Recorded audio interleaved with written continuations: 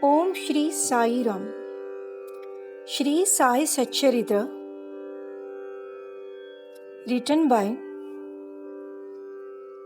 Shirdi Sai Baba's devotee Hemat Pantji and translated into English by Gunaji. Now chapter 27.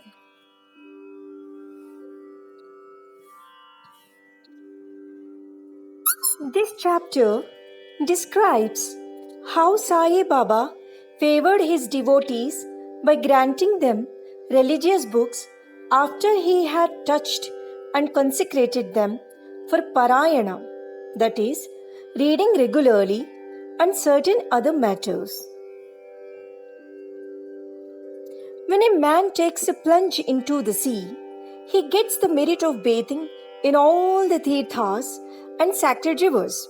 Similarly, when a man takes refuge at the feet of the Sadguru, he gets the merit of bowing to the Trinity, that is, Brahma, Vishnu, and Mahesh, and also Parabrahma.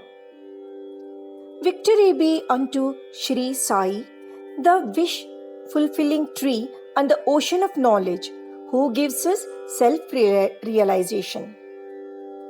O Sai, create in us regard for your stories. Let the readers and audience devour them with the same relish with which the chatak bird drinks the water from the clouds and becomes happy. While listening to your stories, let them and their families get all the sattvic emotions, that is, let their bodies perspire, let their eyes be full of tears, let their prana be steady, let their minds be composed, let their heads stand on end, let them cry, sob, and shake, let their hostilities and their distinctions, great and small, vanish. If these things happen, that is a sign of the grace of the Guru dawning upon them. When these emotions develop in you, the Guru is most pleased and will certainly lead you on to the goal of self-realization.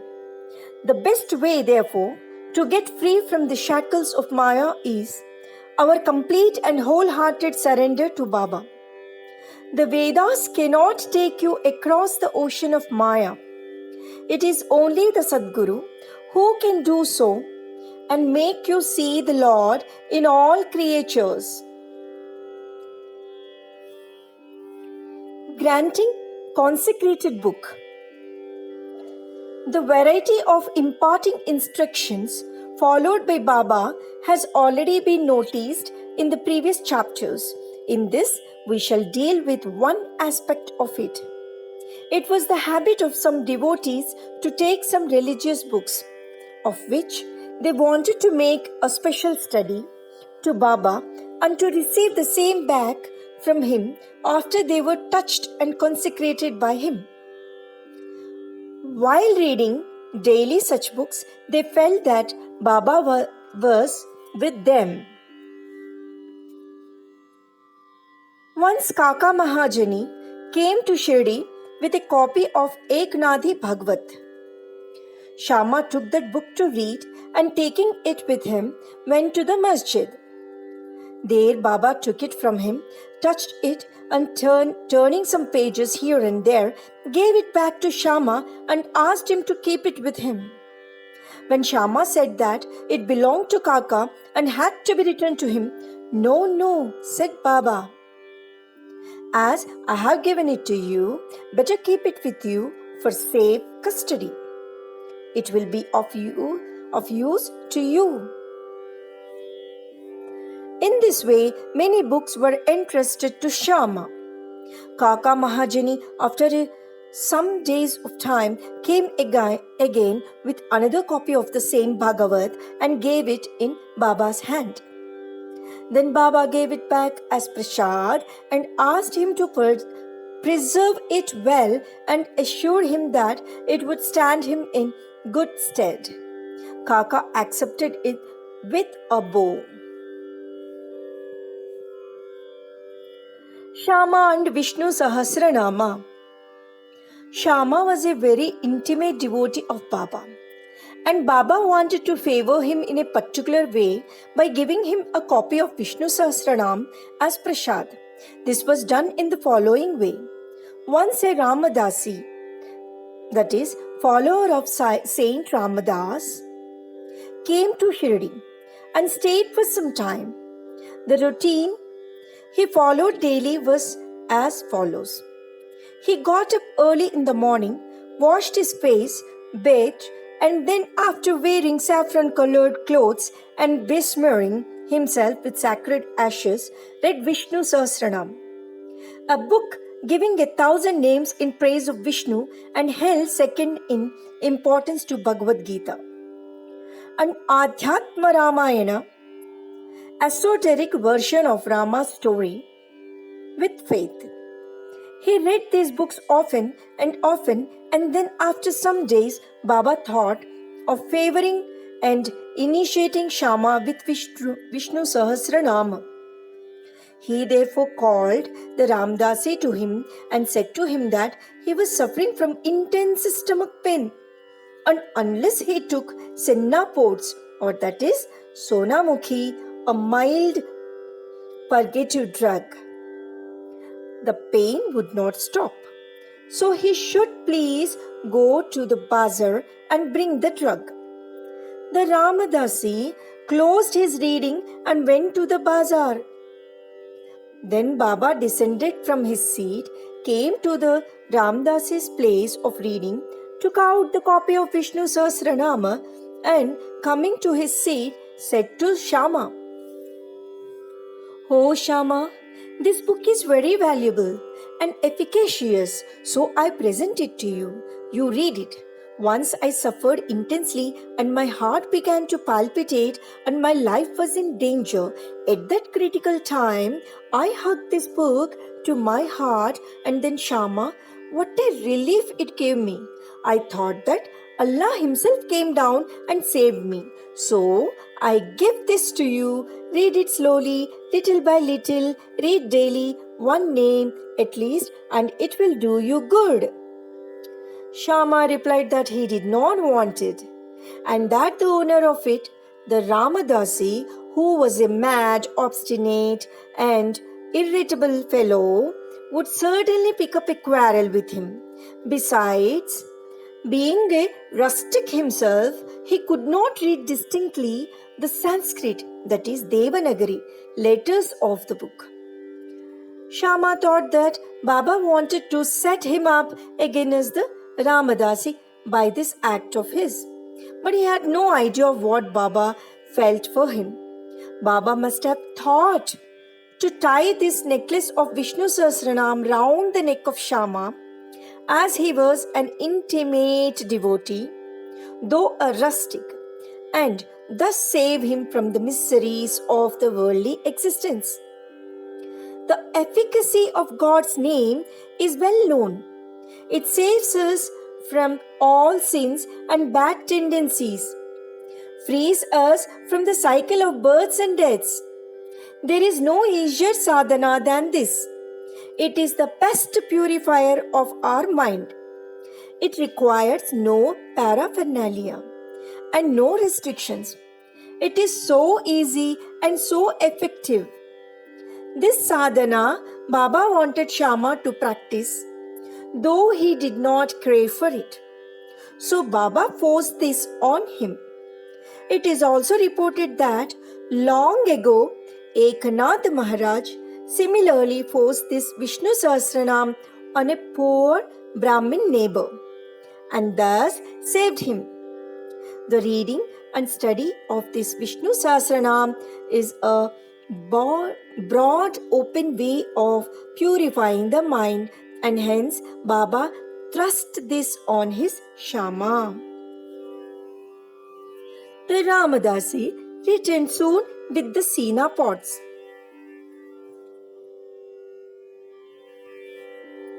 Anna Chinchinikar, who was then present and who wanted to play the part of Narada, that is, the celestial rishi who was well known for setting up quarrels between gods and demons and vice versa, informed him of what had happened. The Ramadasi was at once flared up. He came down at once on Shama with all fury. He said that it was Shama who set Baba to send him away under the pretext of stomachache for bringing the medicine and thus got the book. He began to scold and abuse Shama and remarked that if the book be not returned, he would dash his head before him. Shama calmly remonstrated with him, but in vain. Then Baba spoke kindly to him as follows. O Ramadasi, what is the matter with you? Why are you so turbulent? Is not Shama our boy? Why do you scold him unnecessarily? How is it that you are so quarrelsome? Can you not speak soft and sweet words? You read daily these sacred books, and still your mind is impure and your passions uncontrolled. What sort of a Ramadasi you are? You ought to be indifferent to all things. Is it not strange that you should covet this book so strongly? A true Ramadasi should have no mamata, that is attachment, but have samata, that is equality, towards all. You are now quarreling with the boy, Shama, for a mere book. Go, take your seat. Books can be had in plenty for money, but not men. Think well and be considerate. What worth is your book? Shama had no concern with it. I took it up myself and gave it to him. You know it by heart. I thought Shama might read it and profit thereby, and so I gave it to him. How sweet were these words of Baba, soft, tender, and nectar-like. Their effect was wonderful. The Ramadasi calmed down and said to Shama that he would take Pancharatni Gita in return. Shama was much pleased and said, Why one? I shall give 10 copies in return. So, the matter was ultimately compromised. The question for consideration is, why should the Ramadasi press for Pancharatni Gita, the God in which he never cared to know, and why should he, who daily read religious books in the masjid in front of Baba, quarrel with Shama before him? We do not know how to apportion the blame and whom to blame. We only say that had this procedure been not gone through, the importance of the subject, the efficacy of God's name, and the study of Vishnu Sahasranam would not have been brought home to Shama. So we see that Baba's method of teaching and initiating was unique.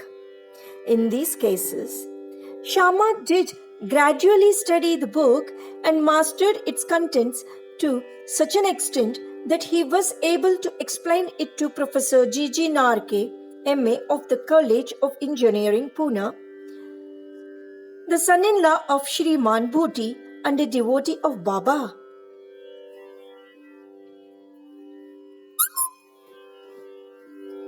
Vittal Vision. One day, while Kaka Sahib Dikshit was in meditation after his morning bath in his vada at Shirdi, he saw a vision of Vittal. When he went to see Baba afterwards, Baba asked him, Did Vittal Patil come? Did you not see him? He is very elusive. Hold him fast, otherwise he will give you the slip and run away. Then at noon, a certain hawker came there with 20 or 25 pictures of Vittal of Pandharpur for sale. Mr. Dikshit was surprised to see that the form of Vittal he saw in his meditation exactly tallied with that in the picture, and he was also reminded of Baba's words. He therefore bought one picture most willingly and kept it in his shrine for worship. Gita Rahasya. Baba always loved those who studied Brahma Vidya, that is metaphysics, and encouraged them. To give an instance, once Bapu Sahib Jog received a post parcel. It contained a copy of Gita Rahasya by Lokamanya Tilak. Taking it under his armpit, he came to the masjid and prostrated himself before Baba. When the parcel fell at Baba's feet, Baba inquired what it was. It was opened then and there, and the book was placed in Baba's hand. He turned some pages here and there for a few minutes and took out a rupee from his pocket, placed it on the book, and handed the same with the rupee to Jog and said to him, "Read this completely and you will be benefited." Mr. and Mrs. Kaparde. Let us close this chapter with a description of the Kapardes. Once Dada Saheb Kaparde came with his family and lived in Shirdi for some months. The diary of his stay has been published in English in the Sri Sai Leela magazine for first volume.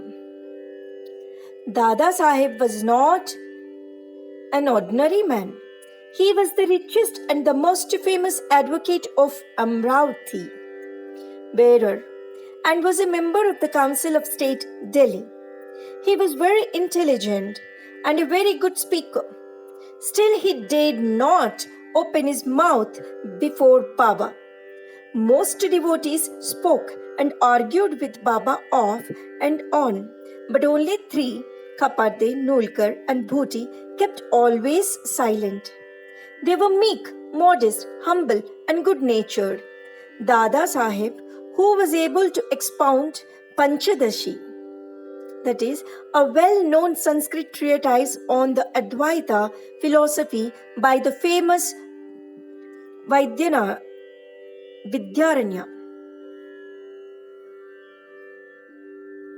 to others, said nothing or uttered no word when he came to the masjid before Baba. Really a man, however learned he may be even in Vedas, fades away before one who was realized Brahman and become one with it. Learning cannot shine before self-realization. Dada Sahib stayed for 4 months, but Mrs. Kaparde stayed for 7. Both were highly pleased with their Shirdi stay. Mrs. Kaparde was faithful and devout and loved Baba deeply.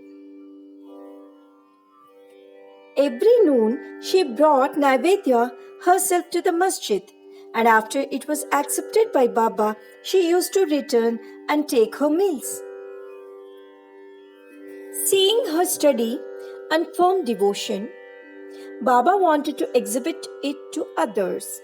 One noon she brought a dish containing sanja, that is wheat pudding, puris, rice, soup, and kheer, sweet rice, and other sundry articles to the masjid. Baba, who usually waited for hours, got up at once, went up to his dining seat, and removing the outer covering from the dish, began to partake of the things zealously. Shama then asked him, "Why this partiality?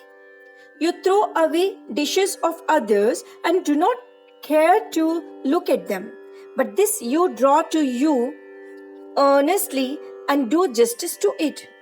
Why is the dish of this woman so sweet? This is a problem to us." Baba then explained, "This food is really extraordinary. In former birth, this lady was a merchant's fat cow, yielding much milk. Then she disappeared and took birth in a gardener's family, then in a Kshatriya family, and married a merchant. Then she was born in a Brahmin family. I saw her after a very long time. Let me take some sweet morsels of love from her dish. After saying this, Baba did full justice to her dish, washed his mouth and hands, gave out some belches as a mark of satisfaction, and resumed his seat.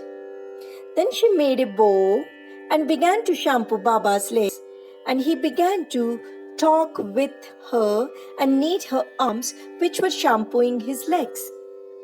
On seeing this reciprocal service, Shama began to joke and said, "It is going on well. It is a wonderful sight to see God and his Bhakta serving each other."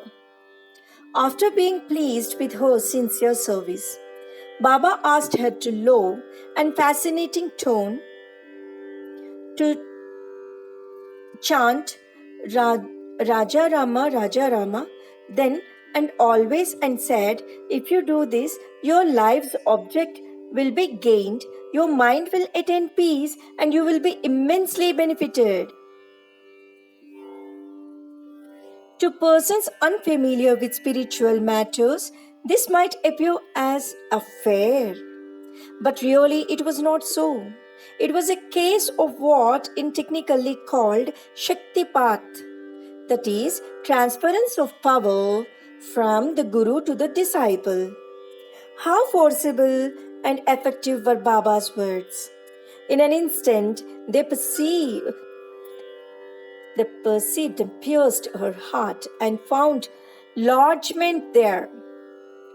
This case illustrates the nature of the relations that should subsist between the Guru and the disciple. Both should love and serve each other as one.